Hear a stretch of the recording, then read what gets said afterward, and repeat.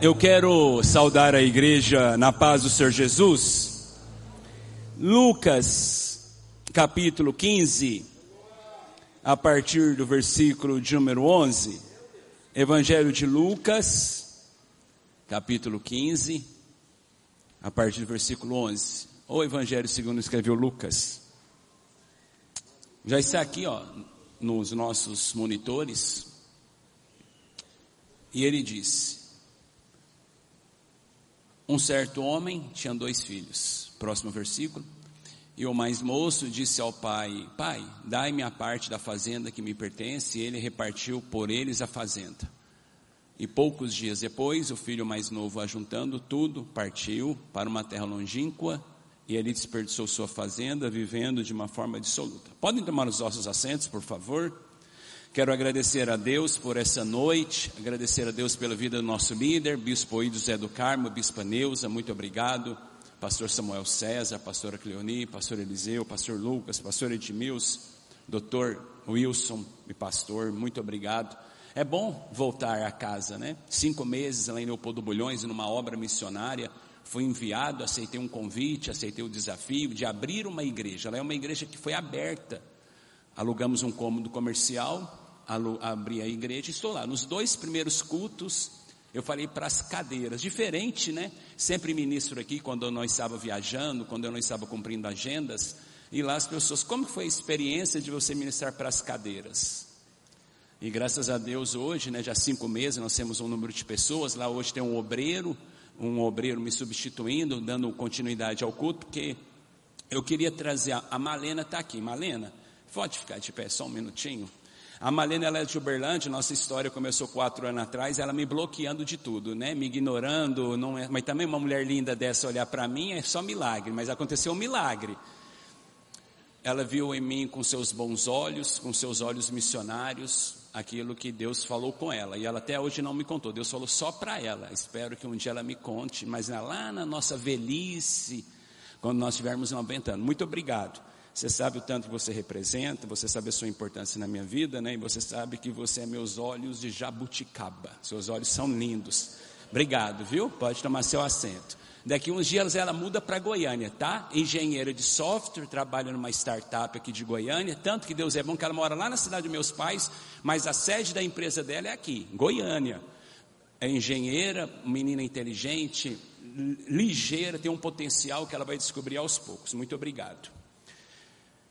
É interessante que há poucos dias terminou o Projetando 2026 da Casa do Olheiro, mas também outros projetandos. Ontem eu ministrei em outros projetandos estão finalizando, né? São sempre os 12 primeiros dias, sobre projetos que fazemos, projetos que desenhamos, projeto que arquitetamos, projeto que anotamos, coisas que vamos ao longo do ano, né, construindo, ansiando, desejando. O filho também, ele tinha um desejo no coração, ele fez um projeto. Ele chegou para o seu pai e falou: pai, eu tenho um direito a uma herança. O pai concordou com ele: você tem um direito a uma herança. Dado esse direito à herança, o pai ainda em vida, dividiu entre eles a fazenda. Nós lemos aqui no texto, dividindo entre eles a fazenda. Aquele moço, ele projetou que ele iria para uma terra longínqua, como eu e você lemos aqui atentamente, com os olhos ou verbalizando a palavra. A Bíblia descreve que ele projetou algo, ter a parte da herança, que ele só poderia ter junto do pai, pegou a herança e se foi. A parte da herança que foi dada a ele, foi dada com amor. A parte da herança que foi confiada a ele, não foi confiada pelo direito que ele tinha, mas foi pela bondade do pai. Foi pela legitimidade que o pai tinha sobre ele como pai, uma paternidade sobre aquele jovem e sobre o outro filho que ficou em casa. Aquele menino, ele não tinha só direito, ele tinha um amor, ele tinha misericórdia, ele tinha confiança, porque o pai repartiu e entregou em mãos, não colocou num banco como garantia, não pediu para que o irmão mais velho ficasse controlando ou vigiando ou fiscalizando o gasto do irmão. Porque o pai confiava piamente naquele moço e no filho mais velho. A Bíblia fala que agora o projeto dele era gastar o dinheiro, e aqui o dinheiro, quando Jesus está referindo, e é ele mesmo que está pregando essa mensagem aos pecadores, aos publicanos e aos doutores da lei daquela época, é o próprio Cristo que está revelando essas parábolas e tentando nos conduzir ao amor, ao relacionamento de Deus. A Bíblia fala que agora ele tomou uma decisão, ele quer ir embora. Recebeu as bênçãos, e o dinheiro aqui está apontando, ou está nos mostrando, fazendo uma alusão àquilo que recebemos de Deus diariamente, como pedimos, como foi falado anteriormente ao cego Bartimeu: o que queres? Como foi falado durante a canção do louvor, que no mesmo que a gente esteja em uma situação, que mesmo estejamos passando pelo pavor da vida, temos que crer na fidelidade de Deus. A Bíblia fala que agora ele, com amor representado pelo dinheiro e pela herança que o pai o deu, o pai confiou a herança a ele, ele foi embora.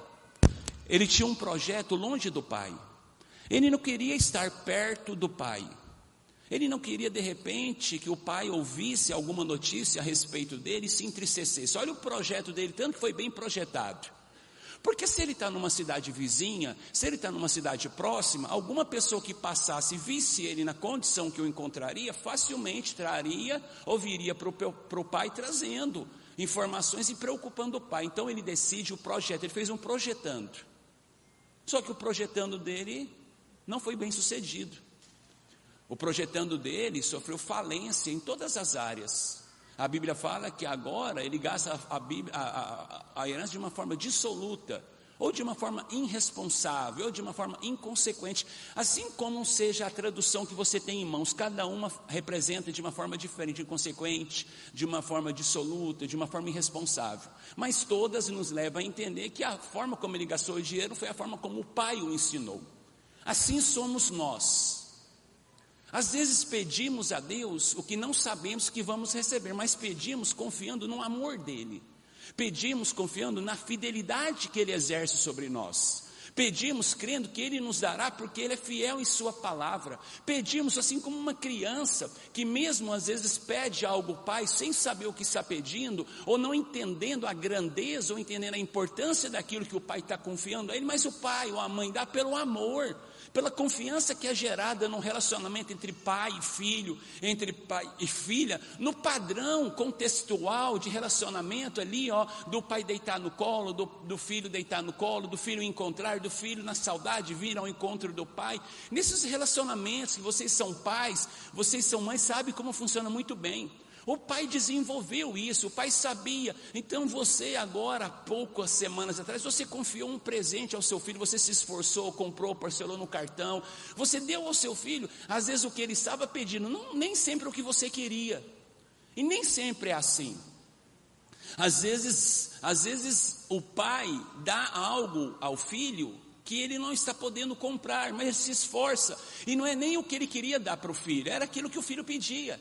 Assim é o nosso relacionamento com Deus. Às vezes pedimos alguma coisa sem saber o que estamos pedindo, por aquilo que os olhos veem, pelo aquilo que os olhos são atraídos, por aquilo que olhamos nas promoções, olhamos na internet hoje, com esse merchandising, com essa forma como está sendo divulgados os produtos, a gente é envolvido, os nossos olhos são atraídos, a gente vê algo que agrada. Quantos produtos que você tenha comprado, quantas coisas que você tenha comprado, que primeiramente aos seus olhos tenha te agradado, mas posteriormente ficou sem utilidade, perdeu a graça da emoção, daquele momento que você queria algo, naquele momento que você viu algo que poderia trazer um benefício, te trouxe o benefício, algumas semanas depois se tornou uma peça comum, não tinha tanta importância e não tinha tanta representatividade. Assim era o jovem, ele achou que por tudo aquilo que ele sabia, ele poderia administrar o projeto longe de Deus.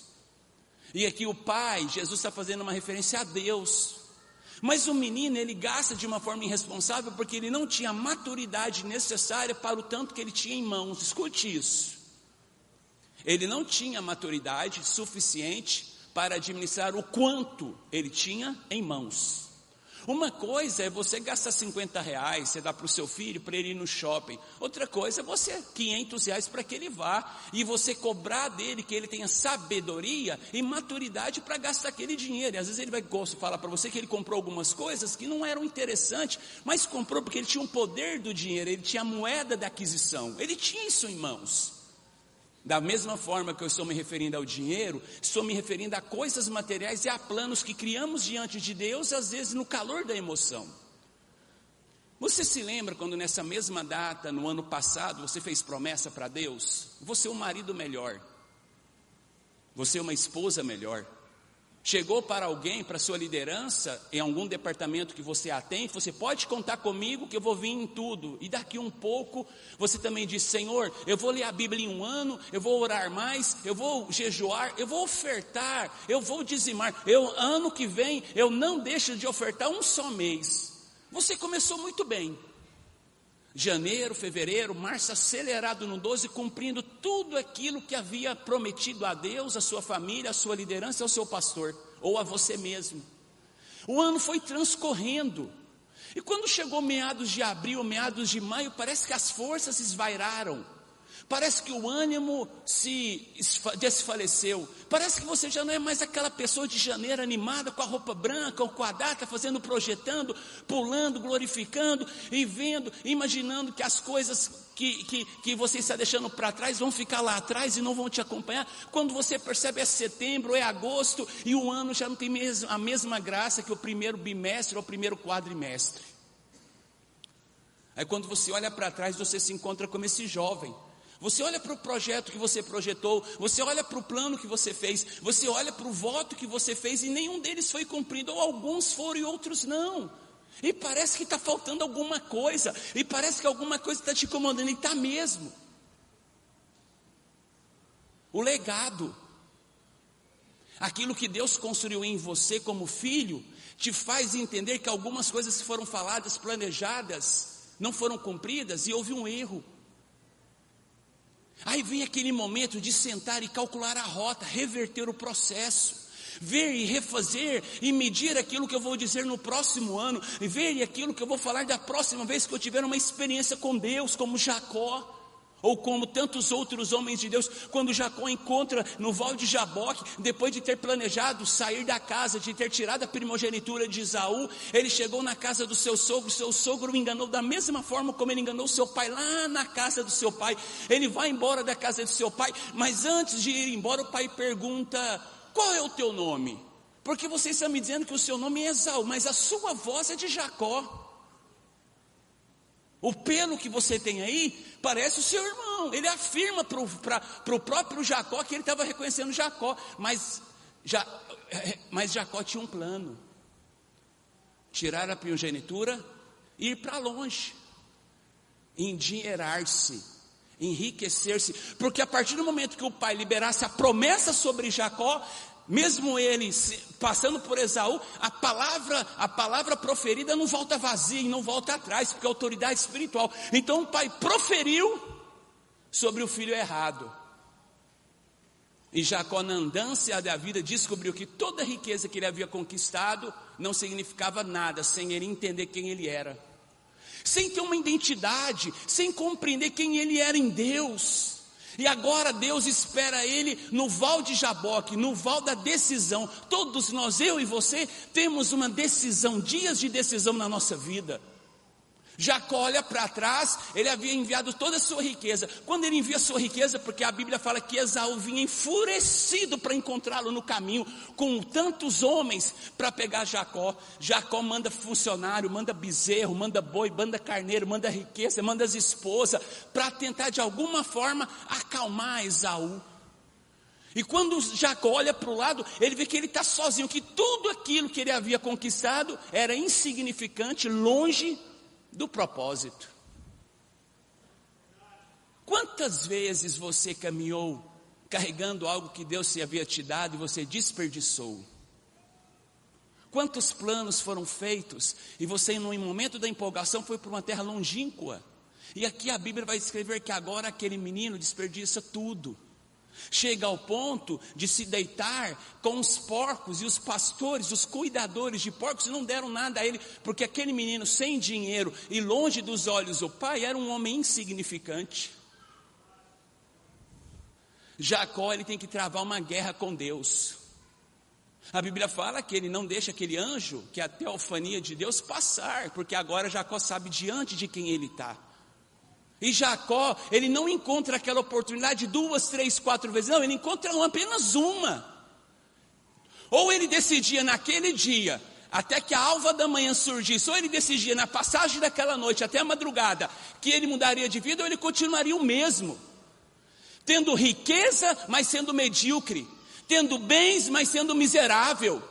Qual é o valor das riquezas se eu não reconheço quem eu sou diante de Deus, e se eu não olho para mim e vejo em mim o meu valor?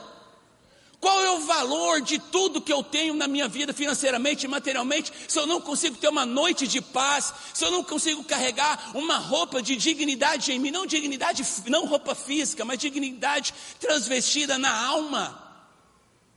Vocês sabem muito bem, há 2 anos, se completa agora, 2 anos que a minha casa passou por uma inundação, eu perdi tudo, lá no Urias Magalhães,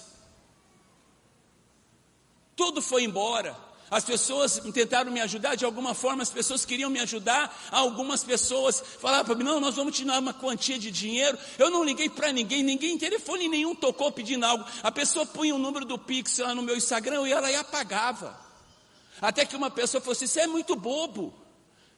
Esse Pix que você vai arrecadar de dinheiro, você vai poder comprar um apartamento, uma casa, porque eu não tenho casa própria, e você fica fazendo essa bobeira, deixa seu Pix lá que você vai ver o tanto de dinheiro que vai entrar. Eu falei assim, não, eu posso ter perdido meus móveis, mas eu não perdi a minha dignidade. A enchente pode ter levado o meu bem material, minhas roupas, meus ternos, tudo que eu tinha, mas a minha dignidade continua intacta, viva dentro de mim. Eu não vou usurpar daquilo que as pessoas confiam em mim, que é o amor. Porque a gente tem hora que a gente se deixa ser levado. Já viu aquele caminhão quando tomba na estrada e tem alguém filmando? Quando o caminhão tomba, aí vai o motorista está morrendo lá dentro, ou às vezes sobreviveu, e as pessoas saqueando. Tem hora que a gente saqueia as bênçãos de Deus, transvestido de honestidade. Tem hora que a gente faz a mesma coisa que essas pessoas que param o carro, enche seus carros com as mercadorias que não compraram. É oportunidade. É bênção, caiu o caminhão, é para mim. E tem hora que a gente usurpa dessas coisas e não percebe que tudo que a gente faz longe dos olhos de Deus, sabe por quê? Porque se o pai ou alguma autoridade estiver observando aquela pessoa que está pegando uma mercadoria, ela para na hora. Ela não faz. E o filho pródigo, ele caminha para longe, com todo o dinheiro e gasta de uma forma dissoluta e irresponsável. A Bíblia fala que ele sentado, ele cai em si. Ele estava sentado, daqui um pouco, ele percebeu o quanto que ele era miserável. E você está aí sentado me ouvindo. E tem uma história batendo aí dentro de você. Você está aqui me olhando, ouvindo essa palavra, orientada pelo Espírito Santo, e tem alguma coisa te incomodando aí dentro. Tem alguma coisa remexendo sua alma, mexendo na sua dignidade. Você fez planos e os planos faliram. Você fez projetos e os projetos quebraram. Você planejou, prometeu, e quando viu os anos anteriores, perdeu graça e não tem o mesmo sabor. E quando você vê, você não sabe para onde você está, você não sabe para onde as coisas apontam, porque está tão embaralhado que você não consegue ver luz no fim do túnel. Mas eu tenho uma notícia, você veio ao lugar certo. Hoje é noite do Senhor te mostrar o propósito. Hoje é noite de Deus te devolver a dignidade. Hoje é noite do Senhor fazer com que você se levante. Mas escute, você vai ter que se levantar. Escute isso, por favor. O Pai não mandou emissário, não mandou funcionário, não mandou servo. Ele estava sentado, ele teve que se levantar. A Bíblia diz, e tendo caído em si, se lembrou, mas depois de ter se lembrado, tomou uma atitude, se levantou, porque não adianta nada ficar sentando, remoendo, porque é só remorso. E remorso não muda a vida de cristão. O que muda a vida de um homem e de uma mulher é o arrependimento do caminho errado, da escolha errada, do plano errado. Você vai ficar remoendo, mostrando para Deus as suas feridas, lambendo as suas feridas. Mas se você não se levantar do estado que você está e ir para o encontro do Senhor, nada haverá de mudança. Mas eu te falo, este é o tempo de você se erguer da lamúria, de se erguer da miserabilidade e dizer, Senhor, eu sou teu filho, eu sou tua filha, eu quero viver algo novo, eu quero viver algo extraordinário. E quando o filho decide voltar, quem está na porta? Quando o filho decide voltar para casa, quem está na porta? O pai. Com 3 elementos essenciais nas suas mãos para o filho: vestimenta, sandália e anel. Olha que elucidação mais poderosa que aquele pai fez na vida do filho. Se fosse o funcionário ou o irmão que estava esperando ele com um taco de beisebol e acusando, esse moço gastou o dinheiro todo com suas meretrizes e o senhor recebe. Olha o pensamento do irmão que acabara de perder o irmão porque o irmão foi embora. Ele estava mais interessado no pecado do irmão do que na saúde. A Bíblia fala que o pai, vendo-o ao longe, porque quando o filho se levanta, quando o filho se levantou, quem se levantou em casa? O pai. Quando o filho se levantou no deserto da vida, quando o filho se levantou, acobertado por tantas coisas, e ele caiu em si, ele olhou para si e falou assim: eu tenho que voltar, eu tenho que viver uma nova vida, eu tenho que viver um novo momento, eu tenho que viver o processo, por mais que eu tenha errado, lá naquela casa tem um homem bom, lá naquela casa tem um homem que trata até os funcionários como se fosse filho. É a percepção que ele tem, sabe por quê? Toda a herança que o pai deu a ele gastou, mas todo o legado que o pai deu a ele estava vivo dentro dele, estava vivo. Ele sabia o amor, ele sabia o perdão, ele sabia quem era o pai. Ele podia ter perdido todo o dinheiro, mas ele não perdeu o legado, porque legado é o que construímos nas pessoas, e herança é aquilo que você confia. E a Bíblia vai descrever que quando ele volta, o pai está lá esperando ele, com vestes, sandália e anel. Sandália das oportunidades, anel da autoridade e vestimenta da dignidade. O pai dá àquele moço de volta a dignidade, a autoridade e a oportunidade.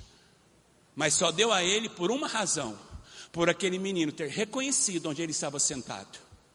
Porque às vezes você pode estar aqui precisando de um socorro, precisando entregar a sua vida a Jesus nessa noite, como foi falado aqui anteriormente, precisando correr, precisando se lançar, e aí você não pode se preocupar com quem está do seu lado. Se a cadeira estiver apertada, pede licença. Se você estiver tímido, pede ajuda, mas não vá embora sem a oportunidade que está sendo dada nessa noite, de você voltar para casa revestido de dignidade, cheio de autoridade, e as oportunidades no pé, para que você viva um 2026, e este seja o tempo de um ano profético, de um ano poderoso, de um ano de prosperidade, para que todo o plano que você consultar a Deus, você possa consultar e fazer com êxito, com excelência, porque vai ter a bênção dele, porque você fez segundo a vontade dele.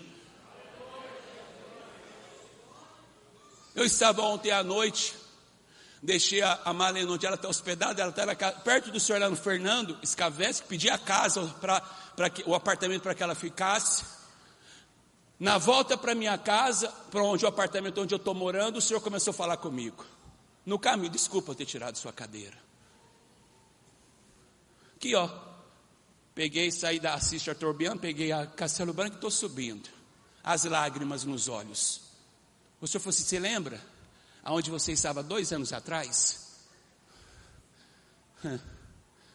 No meio de uma enchente, no meio de uma inundação, perdendo tudo, você olhava para as coisas e não acreditava. O pastor Lucas até falou: eu não sabia. Cara, já ia a Vila Roriz, é um perigo, né? O senhor falou para mim, né, doutor? O perigo por causa do córrego. Eu não sabia, as pessoas tinham falado que não inundava. E eu comecei a chorar. Aí, o meu prédio está aqui na frente, ó, onde eu estou morando. Aí o senhor falou assim para mim: olha lá para o seu prédio, para onde você vê, o que eu faço, quem eu sou. 2 anos, os seus sonhos, seus projetos haviam sido inundados, mas você não abriu mão, você não desistiu, você não reclamou, você não murmurou. Você foi para o culto na mesma noite e adorou o meu nome. As pessoas perguntavam se você estava precisando de alguma coisa, você falava, não, está tudo sob controle. As pessoas chegavam com dinheiro para te dar em mão, você rejeitava. Eu tenho 253 mensagens no meu celular, de Pix, pedindo meu Pix, e eu não respondi. Porque se em uma dessas eu pego, eu tiro a grandeza da provisão de Deus. Eu fui pregar em Itaberaí, a pastora Vera está aqui. Na hora que eu estava no púlpito para pregar, sendo apresentada, a pastora Vera lembra muito bem, falou assim, ó, a palavra de hoje é para você. Você vai pregar a palavra para as pessoas, mas essa palavra que Deus colocou no seu coração é sua. Sabe o que era a palavra? Restituição. Na hora que na hora que eu encerrei a palavra, veio 2 irmãos me procurando. Oi, Khalid, tudo bem? E eu emocionado, tinha 5, 6 dias que tinha inundado tudo. O senhor pode nos ouvir? Eu falei, posso. O senhor está muito sorridente, gentil para quem perdeu tudo, mas aqui dentro só Deus sabia o que eu estava passando. É que o meu pai estava lá na fazenda, vendo o culto, e o meu pai falou que quando você voltar para Goiânia, é para você procurar o apartamento que você quer morar, porque ele vai pagar o aluguel até o fim da sua vida que você morar aqui em Goiânia. Aí eu falei assim, qual é o valor do apartamento? Escute, qual é o valor do apartamento? Não tem preço não preocupe com o aluguel. Aí mais uma vez Deus testando a dignidade. Olhei 37 apartamentos. Na hora que eu saí da Castelo Branco, o Senhor falou, é esse. O segundo mais barato, os outros 35 eram muito mais caros. Eu liguei e falei assim, escolhi o apartamento. Na hora que eu falo, escolhi o apartamento, no outro dia chegou uma cama de casal, box aqui na igreja, nem sei quem mandou, nova, essa é para o Khalid. E começaram a chegar móveis, quando eu vi, meu apartamento não cabia mais. Sabe por quê? Por mais que o meu plano tenha sido frustrado, por mais que o meu plano tenha sido falido, eu não sou falido, eu não sou frustrado.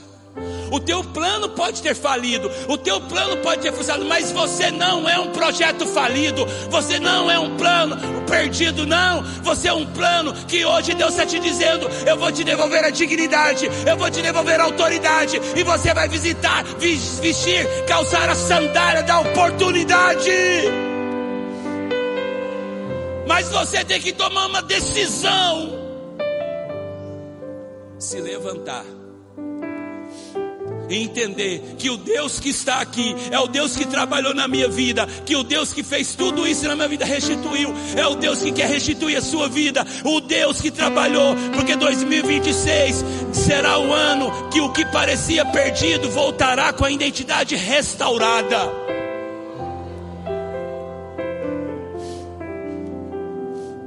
Jesus fala, sem mim nada podeis fazer.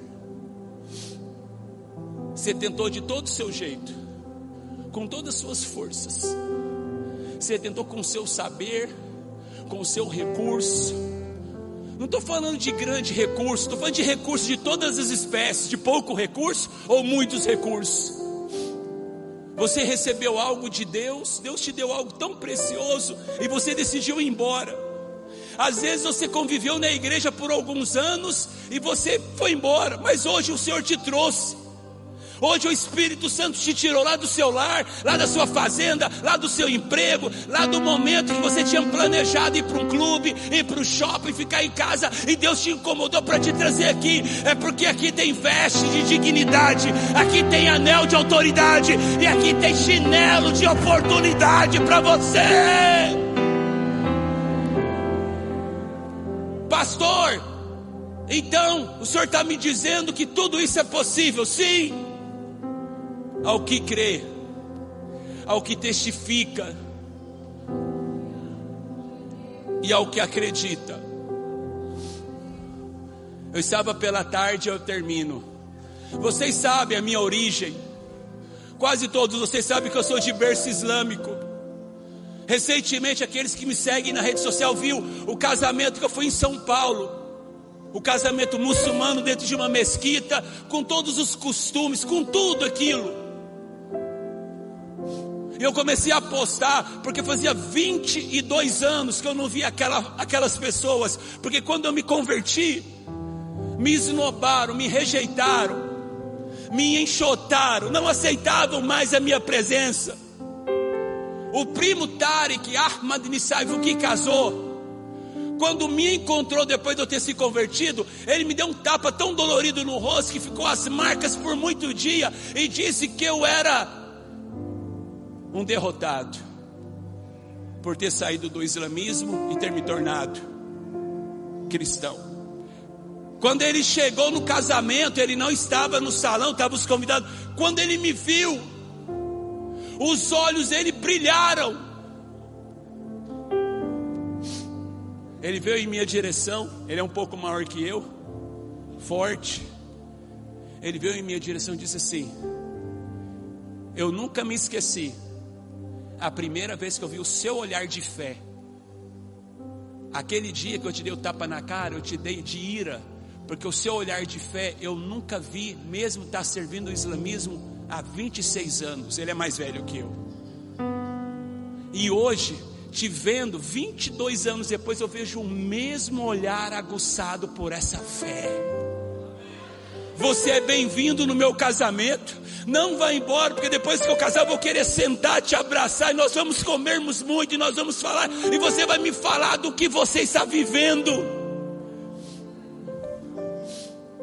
O meu pai me ligou hoje.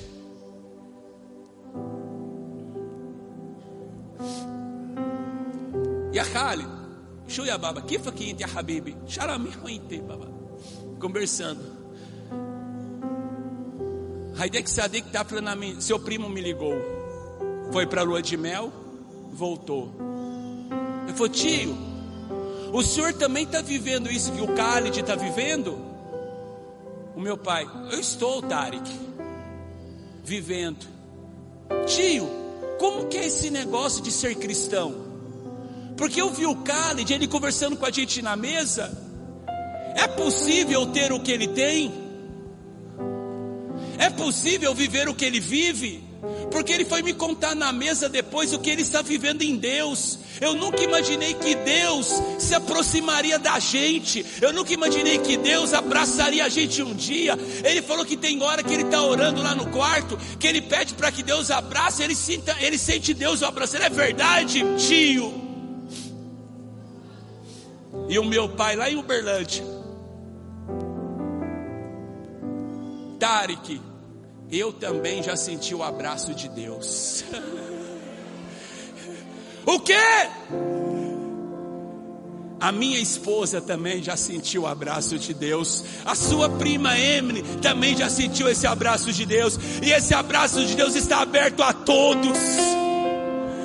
Eu digo aqui hoje as palavras do meu pai, o senhor Ali Abdurrahim Nissaif, o homem que passou quase 70 anos da sua vida no islamismo. O abraço de Deus está aberto a todos aqui nessa noite. O abraço de Deus é para todos aqueles que desejarem. Tio, eu vou para Caldas Novas em fevereiro, porque a minha esposa quer conhecer. Mas eu quero passar em Uberlândia. Fala para o Khalid me esperar em Uberlândia, que eu quero entender o que é esse abraço de Deus. Amaia, caramba. Hoje o Senhor quer te revestir. Não importa os planos passados, não importa o que aconteceu. Hoje Deus quer o plano perdido te conduzir ao propósito dele.